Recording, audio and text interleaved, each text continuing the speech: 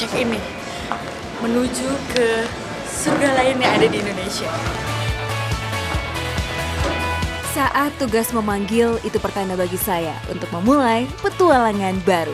Dan untuk mencapai tujuan perjalanan kali ini, saya harus terbang dari Jakarta sejak dini hari. Yap, penerbangan yang jauh dan lama. Karena tujuan saya adalah Kepulauan Banda di Provinsi Maluku. Setelah mendarat di Bandara Patimura Ambon, saya pun meneruskan perjalanan dengan pesawat kecil.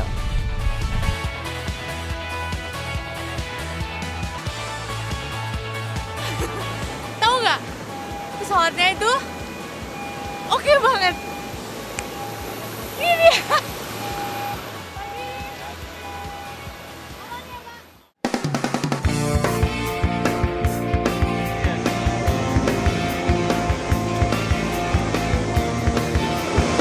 Pesawatnya benar-benar kecil banget dan ini cuma ada 14 orang yang ada di sini kayaknya. Seru ya? Tapi deg-degan ya ampun.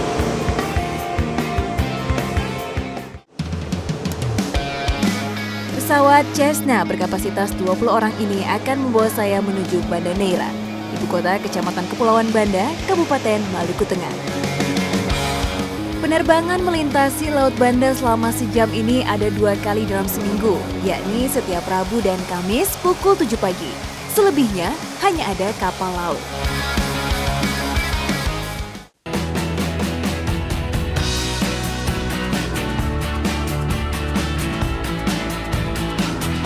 Inilah Banda Neira, kota kecil yang lengang dan cantik serta kaya akan sejarah.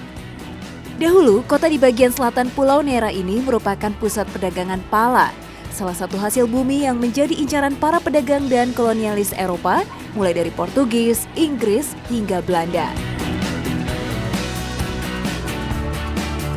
Alhasil, hingga kini banyak bukti peninggalan sejarah di sini. Ya, salah satunya adalah Benteng Belgika.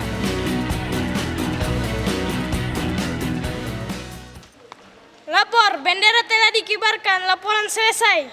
Kembali ke tempat. Kepada Sang Saka Merah Putih, hormat, gerak.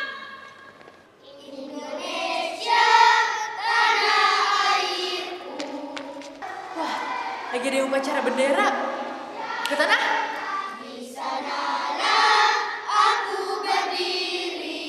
Jadi pandu ibuku. Indonesia Raya, merdeka, merdeka, hiduplah Indonesia Raya.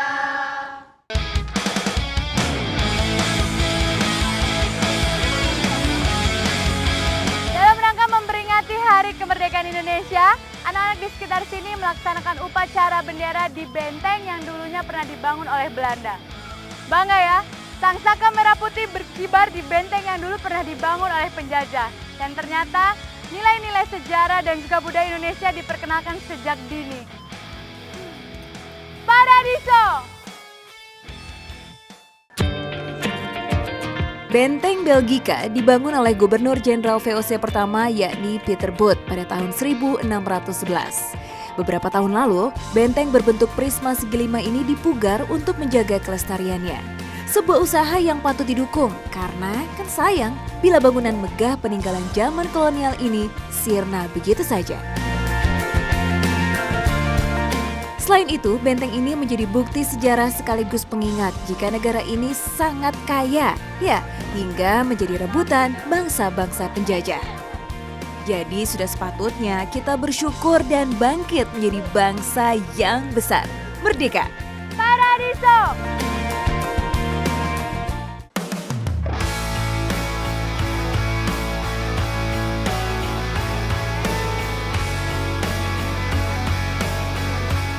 Gak banyak yang tahu nih kalau ternyata para penakluk Eropa lebih dulu datang ke sini dibandingkan Batavia dan Jawa.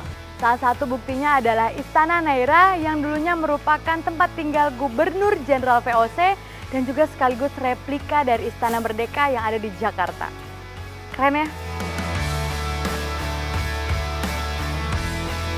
Jauh sebelum Jakarta atau Batavia dijadikan pusat pemerintahan Hindia Belanda, Banda Neira inilah yang menjadi tempat tinggal Gubernur VOC. Istana ini dibangun setahun lebih awal dari Istana Negara Jakarta, yakni pada tahun 1611. Tetapi sayangnya tidak ada lagi barang-barang peninggalan Gubernur Jenderal VOC di sini. Yang ada justru tulisan tangan pembantunya di salah satu kaca jendela istana.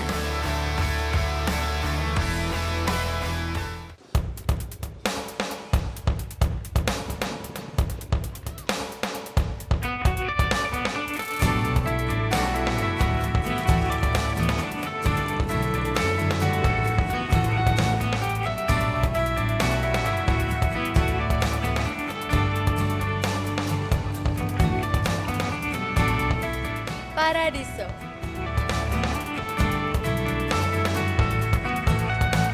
Konon tidak hanya tata letak pembangunan kota Batavia saja yang bercermin pada Banda Neira.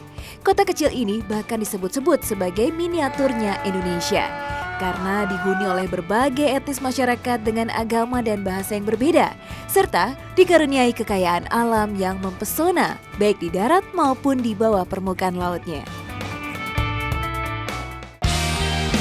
Banda Neira terkenal dengan surganya para fotografer underwater. Sebenarnya sebagus apa ya terumbu karang di sini? Jadi sekarang saya mau membuktikan, mau melihat keindahan dari terumbu karang di Banda Neira. Come on.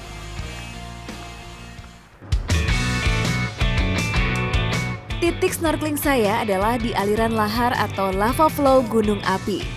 Sekitar 10 menit dari pusat kota Banda Neira, tepatnya di bagian utara Pulau Gunung Api. Hujan turun terus. Saya juga mau turun. Sikat aja. Ye.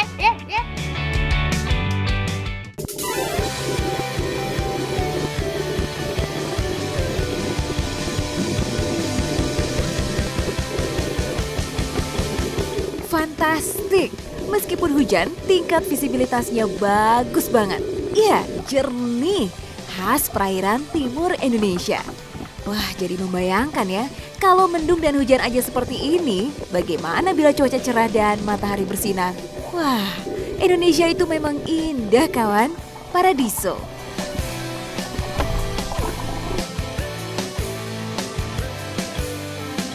Dahulu, akibat letusan gunung api tahun 1988, terumbu karang di sini rusak total. Namun, menurut penelitian UNESCO, akibat fenomena alam ini, pertumbuhan karang di perairan Banda saat ini merupakan yang tercepat di dunia. Karena jika karang di tempat lain butuh puluhan tahun untuk tumbuh dewasa, di sini hanya butuh kurang dari 10 tahun saja. Dan lihatlah, setelah 23 tahun, kondisi serta tutupan karang di sini wow, mempesona. Meskipun hujan-hujan, tapi kalau udah nyebur dan ngelihat keaslian dari karang-karang ini, aduh, paradiso. Cantik banget.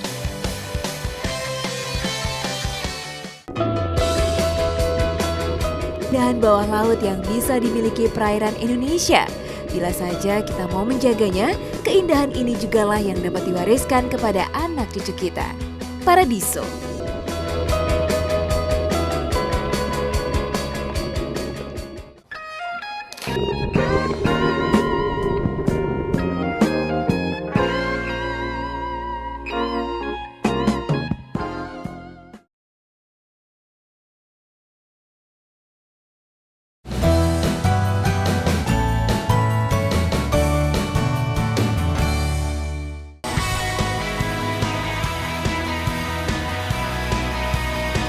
Banda Neira.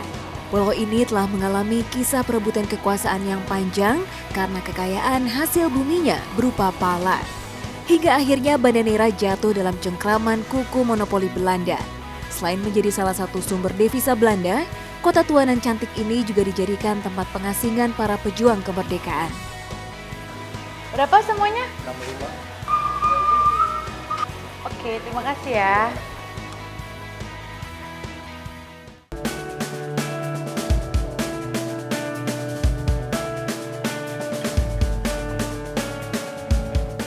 Pada tahun 1936, Bung Hatta diasingkan di Banda Neira. Sebelumnya, beliau diasingkan di Papua namun dipindahkan kemari karena adanya wabah malaria. Dan sekarang saya mau lihat-lihat nih.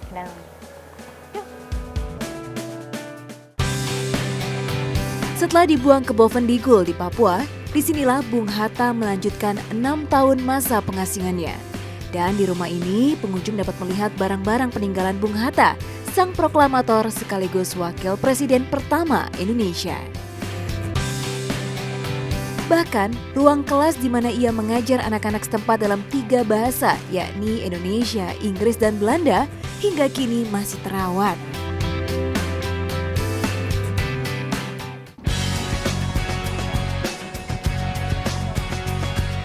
Seru ya bersampan di tengah lautan yang teduh. Ditambah pemandangan gunung yang tinggi. Aduh, indah banget deh. Dan menurut masyarakat sekitar, pada masa pengasingan Bung Hatta sering kali bersampan di tengah lautan ini. Dan sekarang saya merasakan nikmatnya bersampan di sini. Selain bersampan, Bung Hatta juga memiliki kebiasaan jalan sore, berenang ke pulau-pulau terdekat, dan berlayar untuk mengisi waktu dalam pengasingannya. Konon, setiap Sabtu dan Minggu Bung Hatta kerap bermain dengan anak-anak sekitar di laut yang teduh dan jernih ini. Semoga keindahan alam sekitar menjadi penghibur nestapa dan membuat masa-masa pengasingan Bung Hatta tak terlalu buruk. Tapi, eits, apa tuh yang mengambang?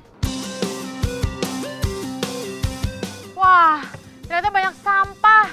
Itu berarti tandanya baru aja ada kapal besar yang bersandar di sini.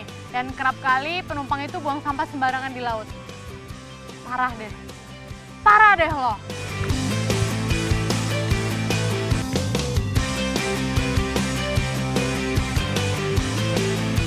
Adik, ayo kita lomba ambil sampah, siapa yang paling banyak menang. Oke?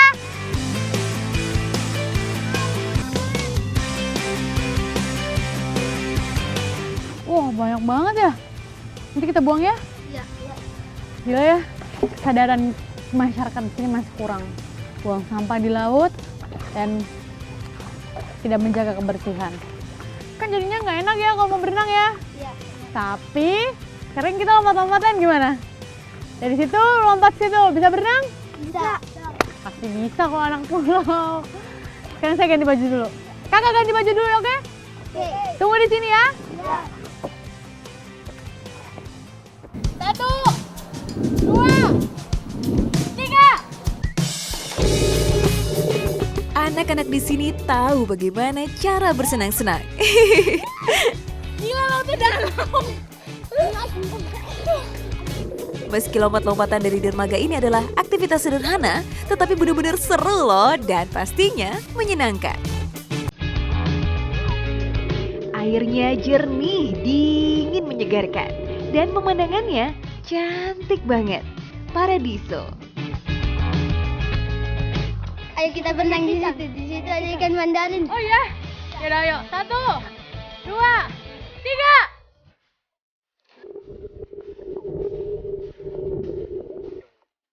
Mas minta fin. Dalam banget. Bentar, aku pasang dulu satu-satu. Mas boleh minta Google? Saya mau lihat ikan mandarin.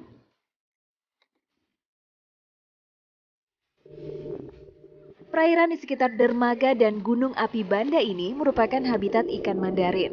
Keberadaan ikan karang langka dan dilindungi membuat perairan tenang ini dijuluki Mandarin City. Lihat tuh, lucu ya? Ikan kecil sepanjang 10 hingga 5 cm ini memiliki variasi warna hijau, biru, dan merah yang tampak cerah di sisi karang. Itu sebabnya Saint Chiropus splendidus ini telah menjadi ikon pariwisata internasional. Di sini mereka menyebutnya The Fish of Banda.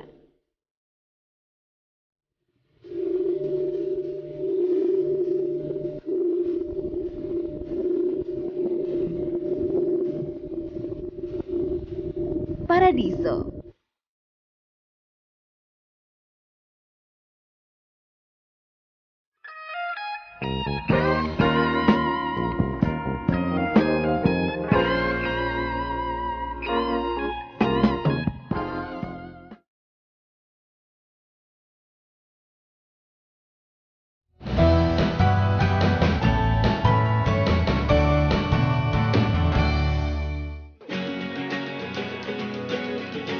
Kembali di Paradiso, masih dalam kisah perjalanan saya di Banda Neira, sebuah surga yang hilang di timur Indonesia.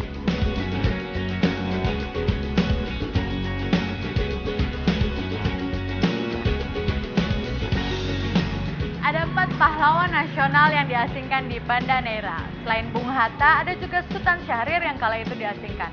Beliau juga merupakan Perdana Menteri pertama Indonesia, paling perdana. Dan ini adalah rumah pengasingan beliau kala itu.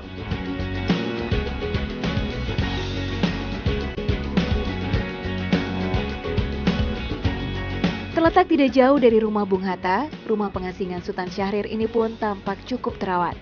Meski barang-barang peninggalannya tak selengkap Bung Hatta, namun dari foto-foto dokumentasi, pengunjung dapat mengetahui sekilas perjuangan Perdana Menteri termuda ini bagi kemerdekaan Indonesia.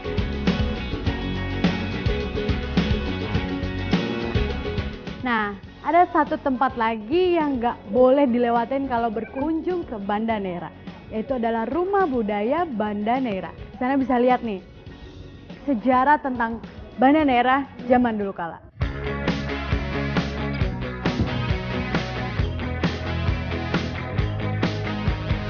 Di Rumah Budaya milik Des Auri, tokoh asli Banda Neira, kita dapat menyaksikan barang-barang yang digunakan masyarakat Banda kala dahulu.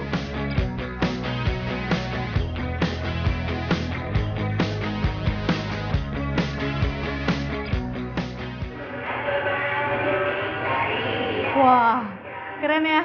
Ini tahun 1621 dan sekarang tahun 2011. Masih oke. Meskipun suaranya agak-agak, tapi tetap asik.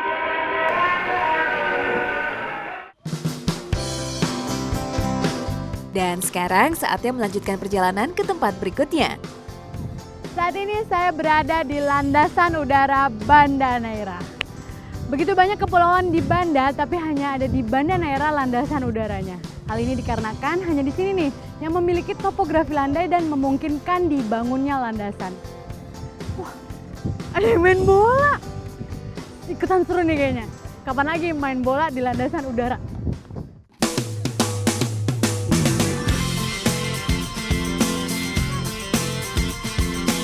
Dari 10 gugus pulau di Kepulauan Banda, hanya Pulau Neira inilah yang bertopografi cukup datar, sehingga memungkinkan dibangunnya landasan sepanjang 900 meter ini.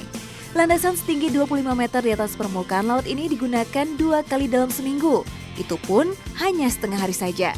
Alhasil masyarakat sekitar memanfaatkannya sebagai salah satu tempat berkumpul dan bermain kala sore hari.